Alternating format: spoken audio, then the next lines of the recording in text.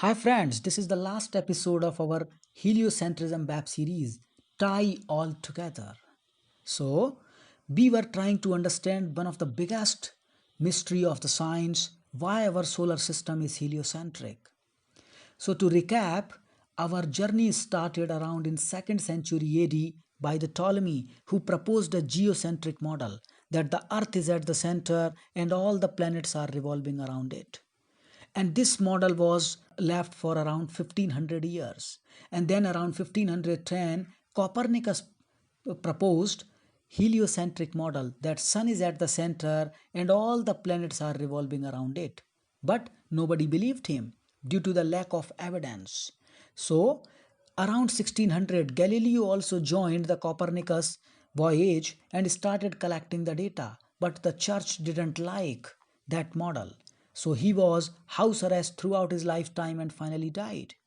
Now, in order to collect the evidence, around 1610, Tycho Brahe collected or catalogued the more than 1000 stars data, but he couldn't analyze those data and died before that. And then his assistant John Kepler utilized the data, synthesized it, and came up with the three different laws, Kepler laws, and he proved that yes, heliocentrism is actually the correct. So it took us so many years to prove the heliocentrism. But the Kepler couldn't answer one key question, and that why all planets revolve around the sun. What's the reason? And this mystery was resolved by a Sir Isaac Newton, who told us that this revolution of all the planets around the sun is happening because of the force of sun's gravity. It is the pull of sun which is binding all these planets towards its center. Now, the next question comes, how much is this force? Is this force so much that sun is able to bind all the planets? Let's have a look on that. So he told that all this works based on the universal law of gravity. He proposed this force we can evaluate based on universal gravitation law that depends upon the mass of the two planets and the distance between them. So if you know what is the mass of both the planets and the distance, we can evaluate this. So utilizing this formula, we actually calculated. So this is our entire solar system. We have the sun, which is at the center here, and all the planets are here. Now let's talk about the mass of all these planets. And we will do the relative comparison just to get the feel. So if you talk Mercury, it's a 0.055 with respect to the Earth.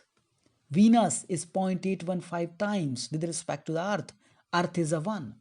Mars 0.107. Jupiter 317.8. That means it's a 317 times heavier with respect to the Earth. Saturn 95.16. Uranus 14.53. Neptune 17.15. And if you combine all of them, it is coming 446 times mass of the Earth. Now what about the Sun? Oh my God, this is a 3,33,054 times than the mass of the Earth. Okay, there's a huge difference between this and this. That's why Sun is at the center. Now let's talk about the size. If you talk the size, see, this is how our entire solar system will look like.